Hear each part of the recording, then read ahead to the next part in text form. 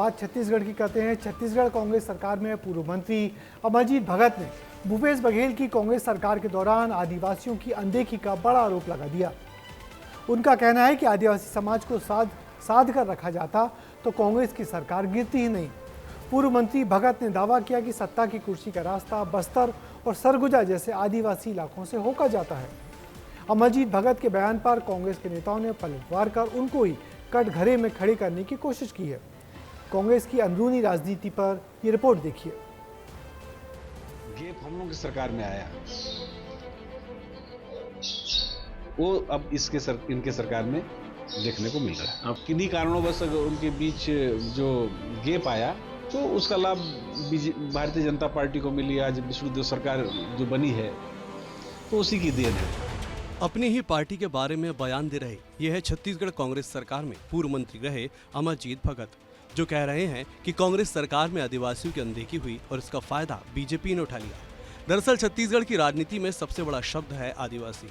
इस समाज के लोग किसी भी पार्टी की सरकार बना सकते हैं और किसी भी सरकार को गिरा सकते हैं। इसीलिए सत्ता की कुर्सी का रास्ता बस्तर और सरगुजा जैसे आदिवासी अंचलों से होकर जाता है। ऐसे में अमरजीत भगत के बयान पर बवाल हो गया। उन्हीं की पार्टी के नेता अब अमरजीत भगत के बयान से ताल्लुक नहीं रख रहे। अमरजीत की बातों का जवाब नहीं दूंगा। वो एक जिम्मेदार मंत्री थे और अपनी जिम्मेदारी में क्या क्या काम किए हैं वो लोग जाने। कोई भी सरकार अगर चली जाती है, सरकार नहीं बन पाती है, अच्छी सरकार चलाने के बाद भी, योजनाएं अच्छी होने के बाद भी, तो कई सारे छोटे छोटी कारणें रहती है, इशूज है, कई अपनी से भी छोटी गलतियां हैं, बहुत सारी चीजें हैं, लेकिन फिर भी हमारी सरकार में बेहतर थी। लेकिन आज भारतीय जनता पार्टी की सरकार में देखेंगे तो आदिवासियों को सिर्फ उनको बेदखल करने का काम कर रहे हैं। और इस सरकार में आदिवासी मुख्यमंत्री के राज में आदिवासी सुरक्षित नहीं है, ये सबसे बड़ा मुद्दा है। अमरजीत भगत सरगुजा और बस्तर में आदिवासियों का जिक्र क्यों कर रहे हैं वो भी समझ लीजिए। दरअसल छत्तीसगढ़ विधानसभा में कुल 90 सीटें हैं, जिनमें से 29 सीटें अनुसूचित जनजाति यानी आदिवासी वर्ग के लिए आरक्षित हैं, जिसमें साल 2018 में कांग्रेस ने सरगुजा की सभी 14 सीटें जीती थी, जबकि साल 2023 के चुनाव में कांग्रेस सभी सीटें हार गई। इसी तरह बस्तर में भी साल 2018 में कांग्रेस ने कुल 12 सीटों में से 11 पर जीत दर्ज की थी, जबकि साल 2023 में महज 5 सीटों पर जीत मिली, यानी कि 6 सीटों का नुकसान हुआ। इसीलिए अमरजीत भगत कांग्रेस और आदिवासी समाज के बीच गैप की बात कर रहे हैं। दूसरी तरफ बीजेपी ने इस पर निशाना साधा है। उन्होंने आदिवासियों को जिस तरीके से दरकिनार किया और पूरी कांग्रेस पार्टी ने किया, उसका खामियाजा आज छत्तीसगढ़ सहित पूरे देश में कांग्रेस पार्टी को भुगतना पड़ा।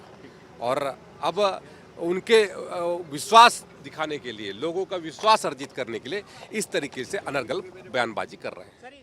छत्तीसगढ़ की राजनीति में आदिवासी वोट बैंक हमेशा से सत्ता की चाबी माना जाता रहा है। ऐसे में अमरजीत भगत का ये बयान पार्टी के अंदर की चिंता को खुलकर सामने ला रहा है। ऐसे में सवाल यही है कि क्या कांग्रेस आदिवासी समाज के साथ अपना खोया भरोसा फिर से हासिल कर पाएगी या फिर बीजेपी इस बढ़त को और मजबूत करेगी। एक बार फिर जो कांग्रेस के नेता है उन्होंने बयान देकर आदिवासी समाज के मन को टटोलने का काम किया है, लेकिन जिस तरीके से आदिवासी समाज ने कांग्रेस से किनारा किया था, अब आने वाले 2028 में फिर छत्तीसगढ़ में विधानसभा का चुनाव होगा।